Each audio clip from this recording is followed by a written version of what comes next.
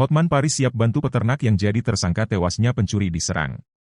Hotman Paris mengekspresikan keprihatinan melalui postingan Instagramnya terkait kasus peternak yang jadi tersangka usai lawan pencuri yang disebutnya sebagai pembelaan diri, 14 Desember 2023.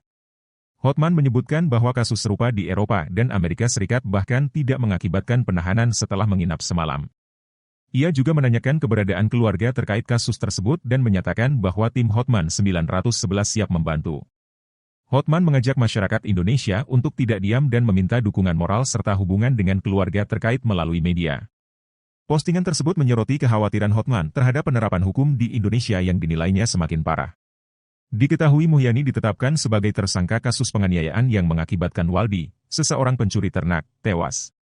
Kapolresta Serangkota Kombes Pol Sofwan Hermanto menjelaskan, sebelum menetapkan Muhyani menjadi tersangka, penyidik telah memeriksa 8 saksi, termasuk ahli pidana. Berdasarkan keterangan ahli pidana, perbuatan Muhyani menusuk pencuri kambing, dinilai bukan sebagai upaya membela diri atau terancam keselamatannya. Menurut ahli pidana bahwa kondisi terdesak, kondisi overmatch ini bisa dikategorikan untuk membela diri. Dalam arti bisa dipertimbangkan kondisinya, kata Sofwan kepada wartawan di Mapolresta Serangkota, Rabu, 13 Desember 2023. Sedangkan yang dilakukan oleh saudara M bukan kondisi yang terdesak dan overmatch, sambung Sofwan. Menurut Sofwan, Muhyani saat kejadian punya kesempatan melarikan diri dan meminta pertolongan orang lain saat Waldi mengeluarkan golok. Hal inilah yang membuat penyidik menetapkan Muhyani sebagai tersangka penganiayaan yang menyebabkan korban meninggal dunia sesuai pasal 351 ayat 3 KUH Pidana. Muhyani tidak ditahan selama proses penyidikan karena kooperatif. Yang bersangkutan ada itikat baik, dalam arti setiap Senin dan Kamis hadir di kepolisian untuk wajib lapor dan dibuktikan dengan adanya tanda tangan kehadiran, ujar Sofwan. Alumnus Akpol 1999 ini menambahkan, penyidik telah menangani perkara ini sudah sesuai aturan yang mengacu pada KUHP, Peraturan Kapolri atau Perkap, dan 3 asas hukum yakni asas kemanfaatan, keadilan, dan kepastian.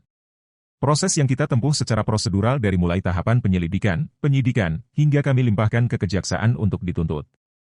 Nanti hakimlah yang memutuskan, kata dia. Saat ini, penahanan Muhyani yang sempat ditahan di Rutan Kelas 2B Serang, ditangguhkan.